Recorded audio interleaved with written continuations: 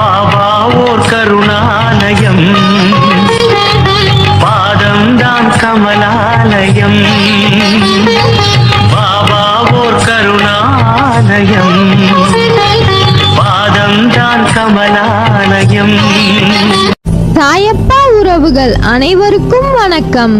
சாயப்பா மேல் நம்பிக்கை வைத்து அவரை நினைத்துக் கொண்டிருக்கும் உங்கள் அனைவரின் வேண்டுதலையும் சாயப்பா நிறைவேற்றுவார். நல்லதையே நினைப்போம், நல்லதே நடக்கும் என்றும் சாயப்பாவின் அருள் உங்களுக்கு இருக்கும். நம் மனதிற்கு இதமான சாயப்பாவின் இன்றைய அருள்மொழியை கேட்போமா? அன்பு குழந்தையே, இந்த மனித வாழ்க்கை தான் எத்தனை அற்புதமானது. வாழ்க்கையில் அடுத்த நிமிடம் என்ன நடக்கும் என்று தெரியாமல் ஓடிக்கொண்டு இருக்கிறோம். அப்படி இருக்கும்போது உன் வாழ்க்கையை எவ்வளவு சிறப்பாக ஆக்கிக் கொள்ள வேண்டும் நீ? வாழ்க்கை ஓட்டத்தில் நிதானமாக ஓடுபவர்கள் சில பேர். சிலர் எதற்காக ஓடுகிறோம் என்று தெரியாமலேயே ஓடுகிறார்கள். நீ அப்படி இல்லாமல் உன் வாழ்க்கையை சிறப்பாக மாற்று. எல்லோரிடமும் அன்பு செலுத்து. நேர்மறை உலகில் நேர்மறையான சூழ்நிலையில் மனிதர்களிடத்தில் வாழ்வது சுலபம். ஆனால் உலகில் நல்லவர்கள் மட்டும் வாழ்வது இல்லையே, மற்றவர்களை கெடுக்கும் சுயநலவாதிகளும் கூட இருக்கிறார்களே. ஆனால் நீ எதற்கும் பதைக்காதே. என் கை எப்பொழுதும் உன்னை காக்கும்.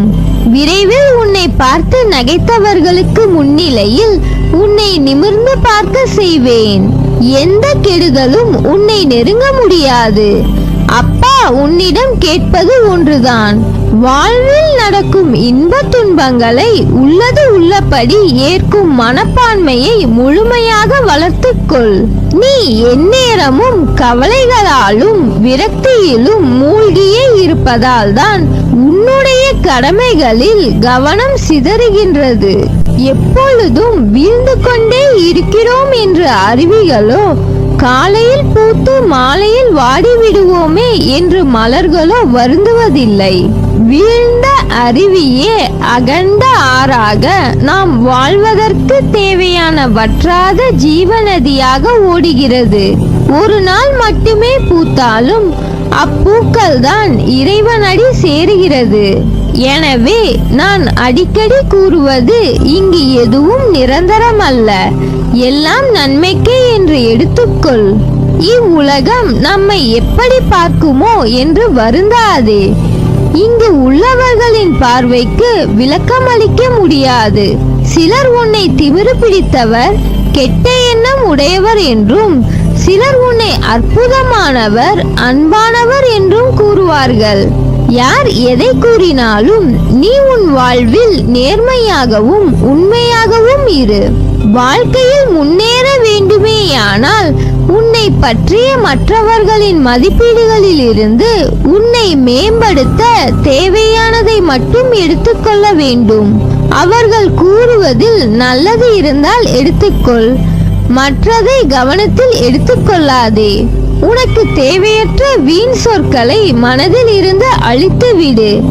அச்சொற்களை மனதில் தேக்கி வைத்து உன் வளர்ச்சிக்கு நீயே தடையாக இருக்காதே. இந்த உலகில் சிலர் எப்பொழுதும் மற்றவர்களை காயப்படுத்துவதையே வேலையாக கொண்டிருப்பார்கள். அதைத்தான் அவர்கள் உனக்கு இழைக்கிறார்கள். அச்சொற்களுக்காக வருந்தாதே. மன தைரியத்தோடு நீ உன் கடமைகளை செய். உன்னுடைய ஆற்றலை தேவையற்ற இவர்களிடம் வீணாக்காதே. இதுவரை உன் மனதில் இருந்த வலி, துக்கம், தோல்விகளால் மனம் வெறுத்து போய் பரிதவித்தது எல்லாம் முடிவுறும். உன் உழைப்பிற்கு ஏற்ற பலன் கிடைக்கும்.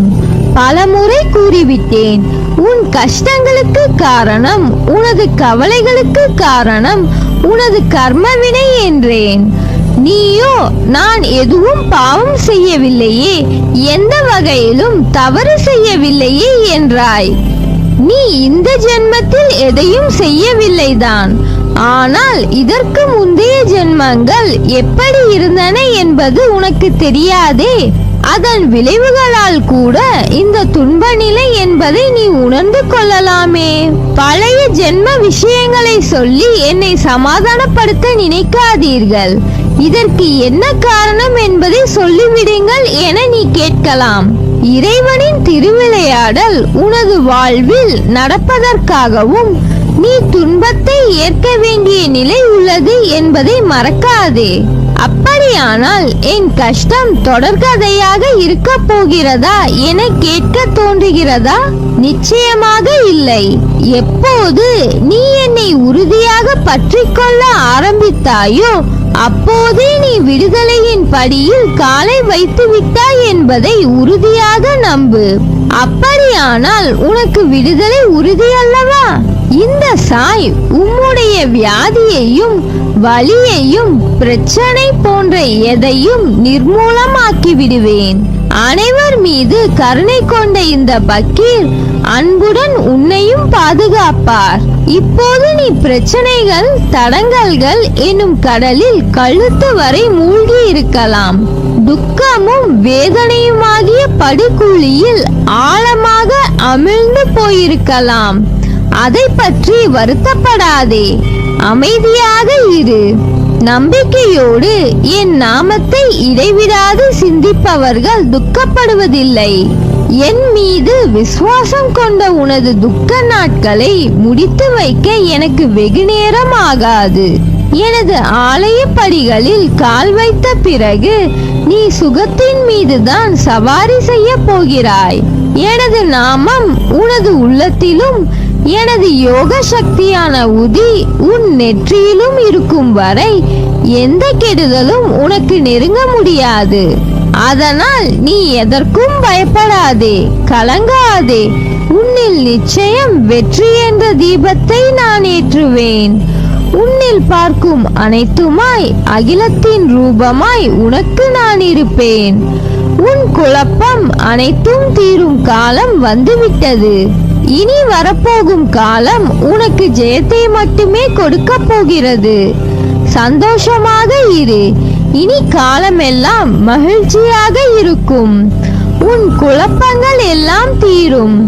உன் அம்மாவாக அப்பாவாக என்றும் துணை இருப்பேன். நல்லதே நடக்கும். நீ என் பரிபூர்ண அருளும் ஆசீர்வாதமும் அன்பும் பெற்ற என் செல்ல பிள்ளை.